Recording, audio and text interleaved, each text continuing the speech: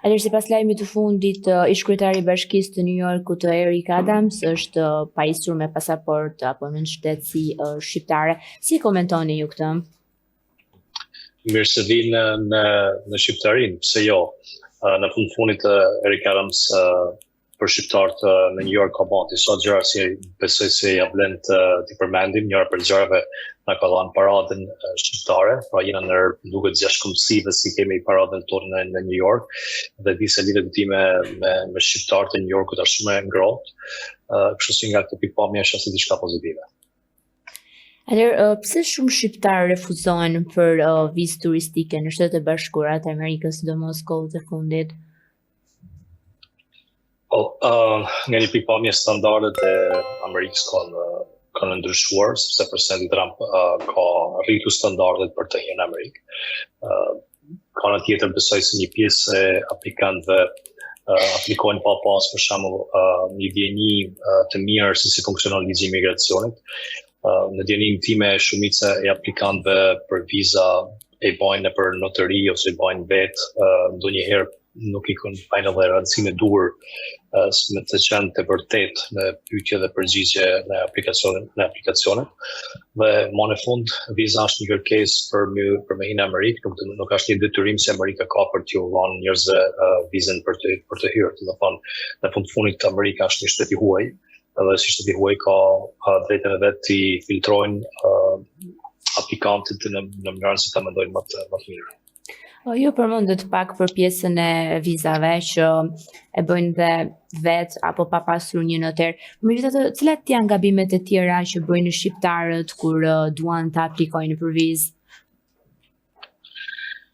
Në shumë raste për shembull, disa gjëra që kena pa në praktikën tonë është se njerëzit deklarojnë një profesion të ndryshëm në aplikimet e ndryshme. Pra, një herë janë doktor, një ditë tjetër janë në aplikim tjetër janë avokatën, një ditë tjetër janë kamerier ose businessman. Në qoftë se një person bën një aplikim në Rom, po të kështu, nëse si shqiptar dhe deklaron një profesion, pastaj shkon në Tiranë, bën një aplikacion tjetër, sepse në Rom nuk e vendan, një profesion tjetër, kjo nuk do të thonë se është shi gjithçka që është dërguar në dorë të qytetarëve të Shtetit Bashkuar të Amerikës. Pra, duhet me kenë konsistent dhe i vërtet në gjithë procesin, sepse edhe në qoftë se për shembull të marrësh vizën dhe dëshiron të vini në Shtetet e Bashkuara dhe pastaj mund të marrësh edhe një mundësi pune ose një investim, dhe në të kaluar nuk ke qenë i pastër ose ka kontradiktime po thojmë në aplikacionin, është diçka që do të ndikojnë edhe në të ardhmen në të ardhmen kur të aplikohet për green card ose viza tjera në Amerikë. A është ende realist azili për shqiptarët sot apo është bërë pothuajse i pamundur? Numra shifrat po thojnë si janë mund pare po shifë si percentit të forcës se vetëm 7% e zileve po aprovojnë. Besoj si me gjitha problematikat si ka Shqipëria dhe ka shumë papunë ku politika ndërhyrë në jetën e qytetarëve, edhe kjo është fakt, por nga ana tjetër besoj se kur flasim për përsekutim politik, niveli nuk është ashtu siç ka qenë të kaluar. Pra, mendoj se mund të ekzistojnë njerëz si nga politika, nga pushteti vendor mund të rrezikojnë edhe jetën, pse jo, por është një pakish shumë e vogël se sa numri i aplikantëve për rrezik politik. Çfarë ndodh realisht nëse një shqiptar do të vinë në Shtetet e Bashkuara të Amerikës edhe do të qëndrojë ilegal aty për disa vite? Cilat janë pasojat? Pasojat janë nga pasojat shpirtërore, si të shpërngulësh nga vendi jote, mos kesh mundësi me udhëtuar, të pas një si mund të vdesin dhe s'ke mundësi të varrosis. Nga ana tjetër shteti në Amerikë ka filluar, po them kështu, i ka rritur shumë mundësitë e kapjes, pra liria brenda Amerikës nuk është ashtu siç ka qenë për shembull para 20 vitesh ose 30 vitesh, ti nuk mund as me udhëtuar brenda Amerikës të marrë një aeroplan. Mundësi për punësim janë shumë më të vogla. Pra është një rrugë si unë për mendimin tim nuk jam këshilloj njerëzve, pra do thoja edhe përmes juve si njerëzit si aplikante mundojnë përmes një kontratë pune të një bashkimi familjar, ka viza të ndryshme për studenta, për artista, për njerëz që janë të rrezikshëm në pushat e tyre, pra të gjeni një rrugë të lishme se të vish në Amerikë pa rregulla, për mendimin tim nuk ja vlen më. Është shtrënguar shumë në krahasim me të kaluar. Si po ndikojnë vendimet e fundit të administratës të Trump tek emigrantët pa dokumenta? Siç thash tani, ICE ka rritur shumë numrin e punëtorëve, në një farë piket në qershor të 2025-s u janë bën $39 bilion buxhetit e kësaj agencie për të shtuar numrin e deportimeve dhe besoj se është e padiskutueshme se kjo administratë po dëbon shumë njerëz të pa rregullt, sidomos ata që kanë rekorde kriminale, por në veçanësi, mund të them si çdo gjë që është pjesë e jetës e normalitetit të jetës dikujt po bëhet e vështirë. Pra, nga udhëtimi tek puna, tek regjistrohesh për të marrë një benefit nga shteti, tek regjistrohesh fëmijët në shkollë, do të vesh emrin tan, pastaj do të marrë mundësitë janë si mund të vinë të kapin edhe kur shkosh të marrë fëmijët të shkolla.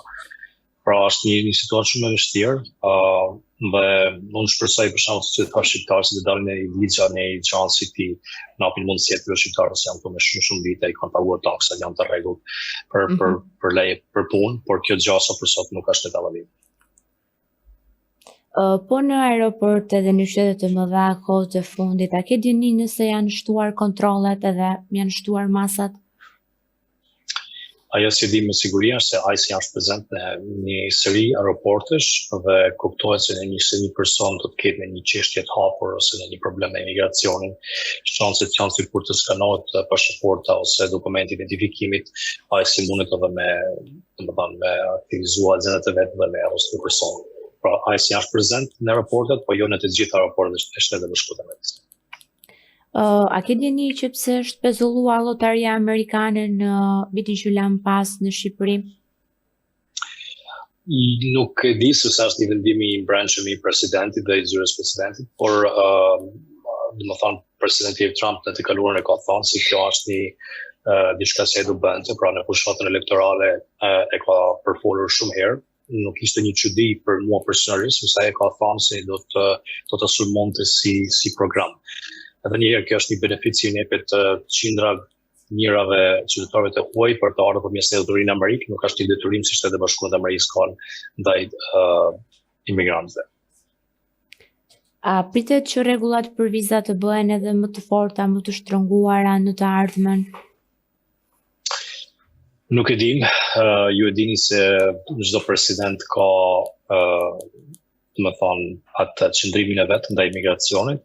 Ky president pa diskutim është qëndrimi i tij shumë i ashpër se për shembull presidenti Biden, po edhe presidenti Biden në 2 vitet e fundit ka bërë disa seri ligjesh, sidomos në kundërshtim për të sulmuar aplikantët për azil politik, si e kanë bërë si pathway rule për shembull, mund detyrimi si të kërkosh azil politik në një vend para se të vish në Amerikë, si e ka dhënë një justifikim shumë të fortë gjykatave për mos me aprovuar azilit. Pra ka një tendencë në kundërshtimin tim në 4-5 vitet e fundit si në 2-3 vitet e fundit, bashkuar Biden si po sulmojnë veçanërisht azili dhe ata imigrantë janë të parregullt në Shtetet e Bashkuara të Amerikës. Tash nuk e dim nëse dha ardhmë do të vinë një person që do të jetë një president që do të jetë më progresiv, do të ketë politika më të hapur ndaj të huajve. Por aktualisht pa diskutim si edhe publiku amerikan është domethënë në këtë situatë ku ata që janë këtu pa rregulla ose kanë thyrë kufinin amerikan në mënyrë pa ligjshme, janë në qendër të vëmendjes për të u larguar nga Amerika. Të flasim pak tani për shqiptarët që janë në Amerikë dhe veçanërisht në New York. Përgjithsisht cilat janë aktivitetet apo bizneset që ata zgjedhin apo u jepet mundësia që të bëjnë?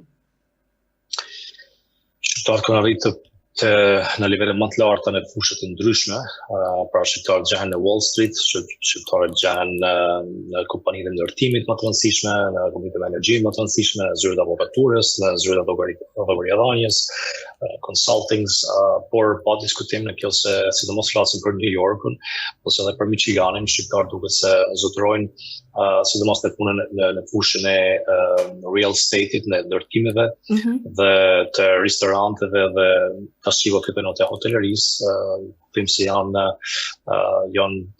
një pjesë e konsiderueshme e shqiptarisë punojnë në këto sektore.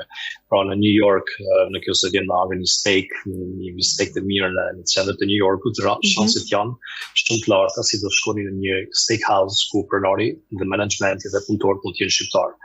ose nëse ose të shkojnë në një restorant italian, po thojmë kështu me kuzhinë italiane të mirë, shanset janë shumë të larta si të ketë një pronar ose një menaxher dhe punëtor shqiptar.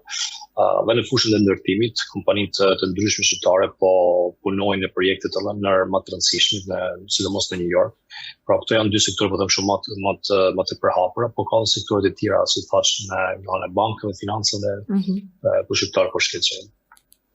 A është ëndra amerikane ende reale për shqiptarët sot apo është zhvehur për shkak politikave të fundit edhe të gjithë ngjarjeve me politikat e migracionit?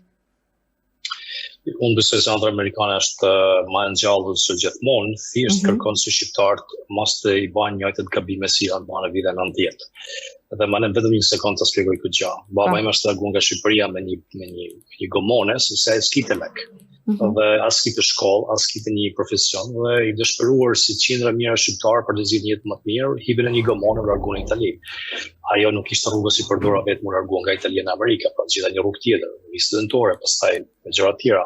Pra unë ato si besoj se shqiptarët duhet të bëjnë është të kuptojnë se bota ka ndryshuar dhe ne si shqiptarë kemi ndryshuar. Unë isha tash në Tiranë, pasi një numër të jashtëzakonshëm profesionistëve që janë rritur në punën e tyre, ekonomia shqiptare rritur, mundësitë të bashkëpunimit rritur, ekzistojnë viza investimit ku për një investim si për $100,000 që mund të vishë në Amerikë me një investim pra të bëhen edhe partner medikan.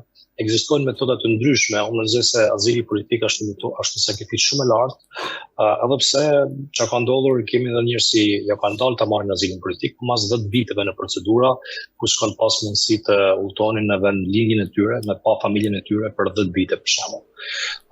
Pra ato sakrificë që ka baba em dhe shumë të tjerë në shqiptari, po them kështu, besoj se nuk janë më të nevojshme. Një njerëz që kanë thyer kufinin amerikan, kanë paguar ka $20,000 për të hyrë të pa rregull në Amerikë dhe as vizën nuk e kanë kërkuar, sepse viza nuk panapin. Pra duhet si ta riskanojmë pak trurin tonë si popull dhe të ndjekim ligjet se ligjet ekzistojnë.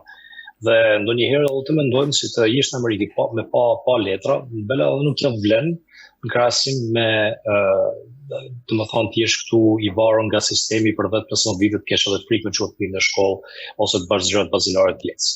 Pra, unë mendoj se ëndra amerikane ja vlen, edhe shqiptarët po e dëshmojnë se po e shfrytëzojnë këtë mundësi.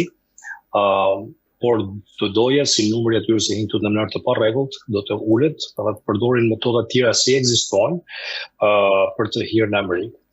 Edhe njëra nga këto metoda është bashkëpunimi me njëri tjetrin. Pra shqiptarët gati të gjithë kanë një familjar në Amerikë, si mund të ketë në një lidhje përmjet gjithë kontratë pune, ose mund të ketë një biznes për me mu bë partner. Pra metodat ekzistojnë 100 viza të ndryshme në Amerikë, nuk ekziston vetëm azili politik. Kjo është ajo që po. Çfarë këshille konkrete do t'i jepje një tërju shqiptar që dëshiron të jetojë në Shtetet e Bashkuara të Amerikës? Po pikë spoiler i thoja aja vlen. Ai ke për çfarë do të vish në Amerikë? Do vish të bën kamerier apo ke një program për studim apo për të rritur profesionalisht? Pra unë besoj se për çdo person që do të transferohet në një shtetë tjetër, do të ulet me veten edhe me kontaktet e veta me njerëzit e vet, bëjnë shumë pyetje, sepse unë njoh shumë njerëz në Amerikë nuk janë të lumtur, njoh edhe shumë njerëz në Amerikë që nuk janë të plotësuar, dhe nuk mjafton fakti se shkon në një vend që ka një emër të madh. Pra unë shoh një seri njerëz që kanë ardhur në Amerikë thjesht sepse Amerika ka një zgjidhje të lartë.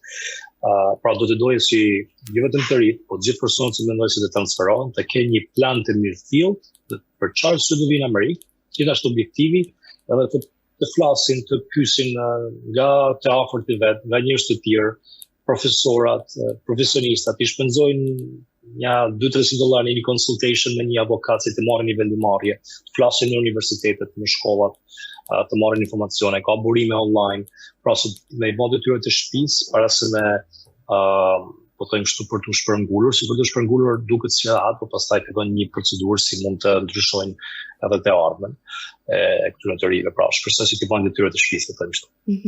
Çfarë do të presi dikush që shkon për herë të parë në Amerikë? Pra, me çfarë do të ballafaqohet kur të shkojë aty? Varet, po flasim për ka, po flasim për personat që vinë me parë në xhep, po flasim për personat që kanë parë, po flasim për personat që kanë shkolla, po flasim për personat që dinë me fol anglisht, personat që dinë me fol anglisht, po flasim për personat që kanë njerëz që i presin, apo njerëz që nuk i presin, apo s'kan kur kanë këtu. Pra vështirësitë janë të ndryshme në varësi të situatës personale të njerëzve. por kultohet se këtu ne po flasim për një shtet ku nuk ka mundësi punët, po ashtu që është shumë konkurrues, pra për të ketë për me pas një jetë me standarde të vjetë shumë të larta, duhen shumë vite sakrificë dhe të kesh edhe diçka për t'i dhënë tregut amerikan.